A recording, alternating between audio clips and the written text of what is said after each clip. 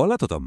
Avui tenim al davant una mena de trencaclosques, un text molt curt que a primer cop d'ull sembla no tenir gaire sentit, però que amaga una idea brillant. La nostra missió, desmuntar-lo peça per descobrir què amaga. Som-hi! Molt bé, aquí el tenim. Aquest és el nostre text, el cor del misteri. Així, de primeres, què sembla? Doncs una llista de coses una mica estranya, oi? Noms, animals, instruments musicals... Quina relació hi ha entre tot això? Vinga, anem a investigar-ho. Comencem, doncs, la nostra anàlisi. L'objectiu és clar, analitzar cada pista per entendre no només què diu aquest text, sinó, sobretot, per a què serveix, perquè aquí cada paraula té una funció. I com en qualsevol bon misteri, el primer que hem de fer és situar-nos, entendre el context. I per sort, la primera línia ens dona exactament això. Ens posa el marc on tot passarà. Fixeu-vos-hi bé. Aquí tenim la primera gran pista. Aquest SA41 sona molt a un entorn educatiu, oi? Com una unitat didàctica o una classe. Però la clau de volta és el que ve després, conjunts de cambra. Ja ho tenem. Això defineix el nostre camp de joc, la música. I això de conjunts de cambra, què és exactament? Doncs, per entendre'n, són grups musicals petits. No pensem en una orquestra simfònica gegant, sinó més aviat en un quartet de corda, per exemple. Aquest detall és crucial per entendre el que ve ara. D'acord. Ja tenim el context. Estem parlant de música.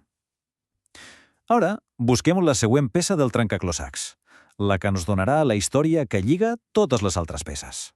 I aquí la tenim, la peça clau de tot plegat, Pere i el llop.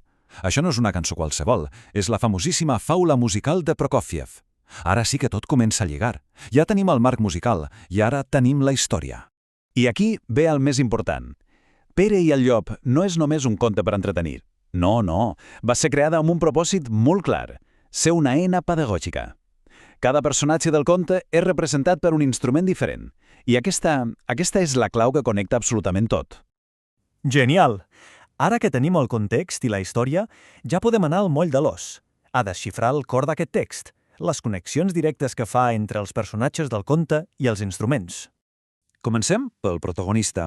El text diu que Pedro, o sigui el Pere, és el quartet de corda. A l'obra original de Prokófiev, el Pere és representat per tota la secció de corda de l'orquestra.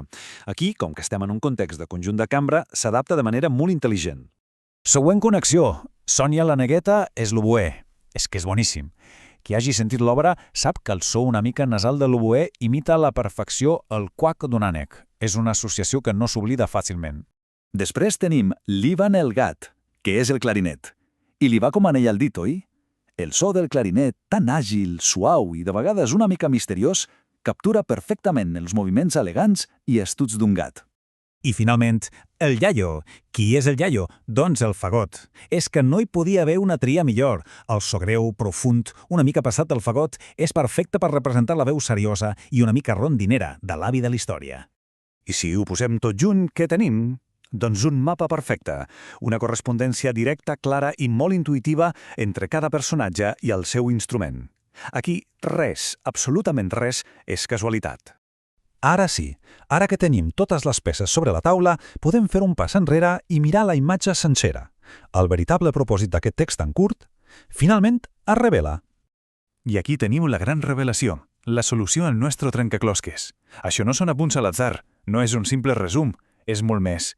És una eina pedagògica, un pla de lliçó, condensat en la seva mínima expressió. Brutal. És que és una estratègia didàctica brillantíssima. Fixeu-vos-hi bé. Primer pas, estableix un marc general, els conjunts de càmera. Segon pas, fa servir una història que tothom coneix, Pere i el llop, com a vehicle. I tercer pas, connecta els personatges de la història amb els conceptes que vol ensenyar, els instruments. Simple i directe. I per què funciona també aquest mètode? Doncs perquè aprofita la manera com funciona el nostre cervell. Les històries ens ajuden a recordar. Converteix una cosa abstracta, com el so d'un fagot, en una cosa concreta, la veu de l'avi. Fa que aprendre sigui fàcil, intuïtiu i, sobretot, memorable.